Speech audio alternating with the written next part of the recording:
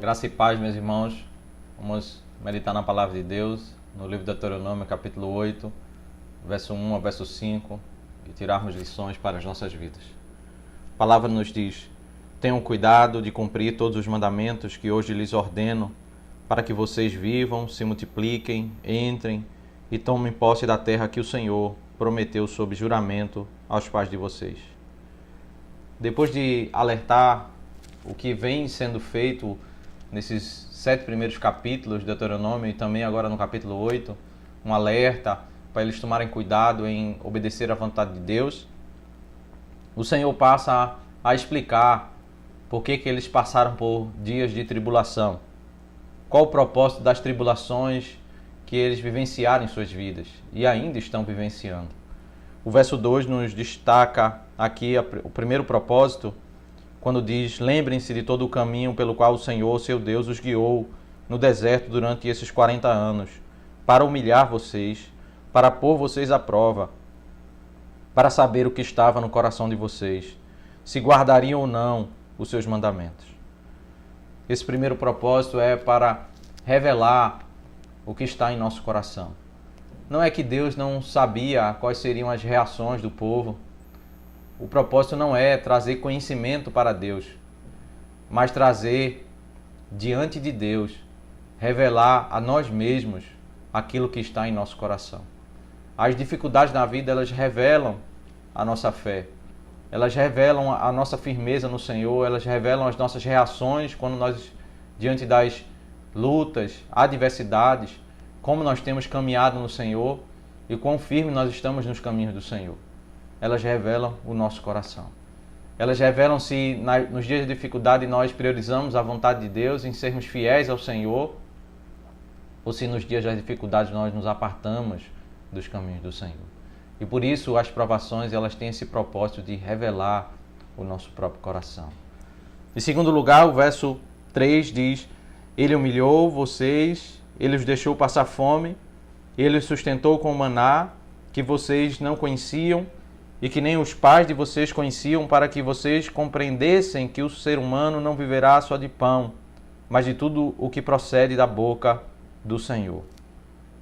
Moisés está explicando o que aconteceu com o povo, o propósito deles passarem dias com dificuldades de se alimentarem, a dependência total da parte de Deus, de terem um maná caindo do céu. Eles tinham que compreender a verdadeira prioridade da vida deles, que não era depender somente de pão, somente da comida, mas eles tinham que priorizar o relacionamento deles com Deus. As dificuldades, meus irmãos, elas faz isso com as nossas vidas. Nós refletimos como nós precisamos priorizar o nosso relacionamento com Deus acima das dificuldades, das necessidades que nós temos ao longo do nosso dia a dia. Mais do que tudo ao nosso redor, o mais importante é o nosso relacionamento com Deus. Em terceiro lugar, o texto nos diz no verso 4: durante esses 40 anos, as roupas que vocês usavam não envelheceram e os pés não ficaram inchados. Eles estavam tão presos nessa circunstância de 40 anos do deserto que eles não tinham como trabalhar para comprar roupa, para mudar as vestes. Eles tinham que tão somente esperar e depender de Deus. E nas tribulações nós aprendemos isso, a depender do Senhor. Não há o que fazer quando nós estamos em uma circunstância em que nós não podemos sair delas. Nós precisamos esperar, aguardar a boa mão do Senhor, e o Senhor, Ele nos ensina quão somos dependentes do Senhor.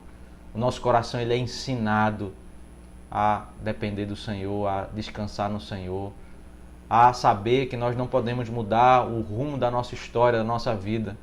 Nós podemos simplesmente descansar no Senhor e aguardar o seu agir sobre nossas vidas.